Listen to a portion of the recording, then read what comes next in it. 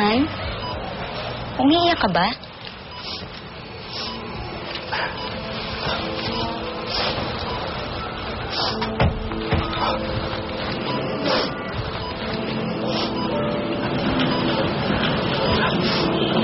Han, bakit ka umiiyak? Hindi naman ako umiiyak eh. Nagdadasal lang ako. Salamat lang ako sa Diyos na kahit papano tinulungan niya ako ligtas siya. At ganun pa man, kahit ganun pa man siya kasama sa akin, at hinay. Tinulungan niya pa rin ako yung salba siya. Napakabuti mo talaga, Daniel. Nagpapasalamat ako at ikaw ang mapapangasawa ko. Han, sorry nga pala sa inasal ko kanina, ha? Na-misinterpret ko lang yung pagod mo.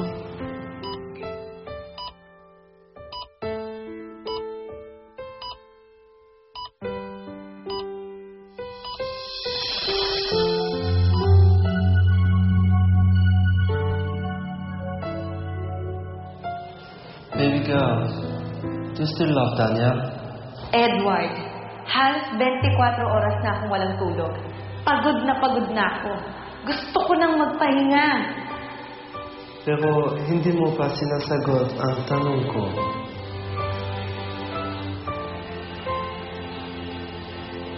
Kung alam ko lang ang sagot, Edward. Ang alam ko lang. Nasaktan ako nung nakita ko sila ng fiancé niya.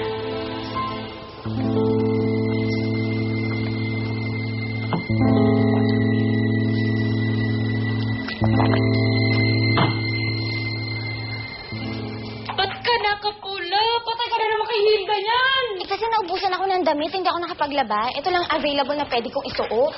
Kung ako sa'yo, kulayan mo na yan ngayon. Yes, tamang-tama. Bagong bili mga pencil pen dyan. Si ayos na kayo. Andiyan na si Hilda. Oo, deserve naman itong Anthony na to. Akala mo maniniwala kami sa'yo? Akala kayo. Kayo rin. Sirauli.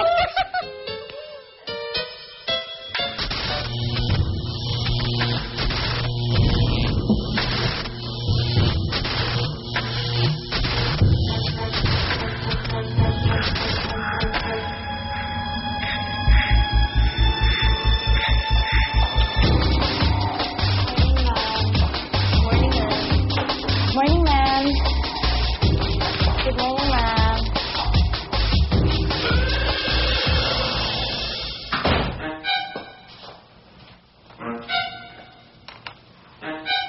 Nangayayat ako, no. Hindi ako napansin, eh. Hindi ko naiintindihan ang eksenang nangyayari, ha? Hindi ka sinermonan. Hindi ka nilait. Ay, wala pa pala.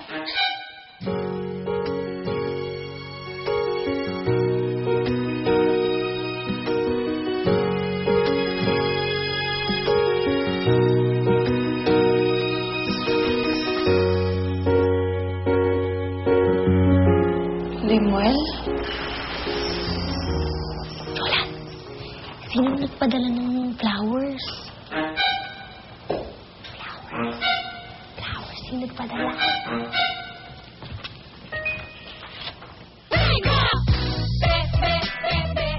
Hindi. Imposibleng siya nagpadala ng mga bulaklak na to. Maganda sana itong bahay, kaso mahirap ka lang kasi walang buhay. Wala kang makikita ang kulay, oh. Paano gagaan yung pakiramdam mo? Si Limuel? Imposible. Imposibleng siya. Nagustuhan mo ba?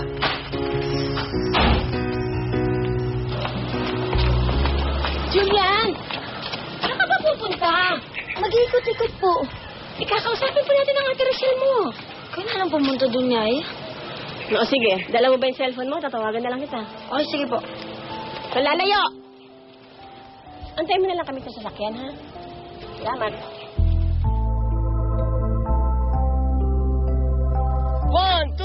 let's go! O turn, bilis!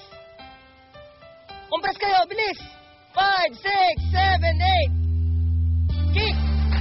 Ulit tayo from the top, bilis! 1, 2, 3, and 4. Kick! 5, 6, 7, 8.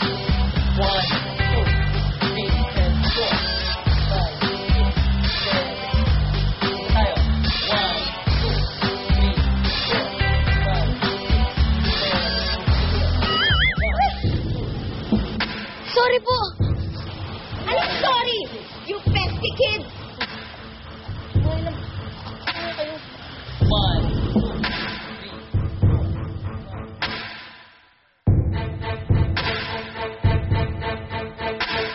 Hindi mo ako kilala. Pero ikaw, kilalang kilala kita.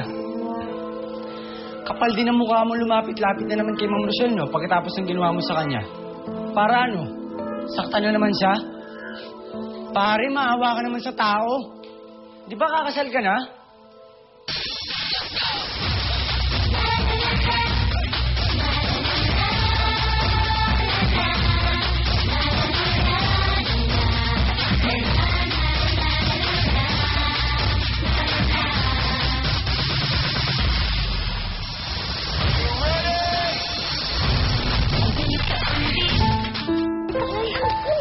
Layo sumasayaw pa ako eh. Hindi.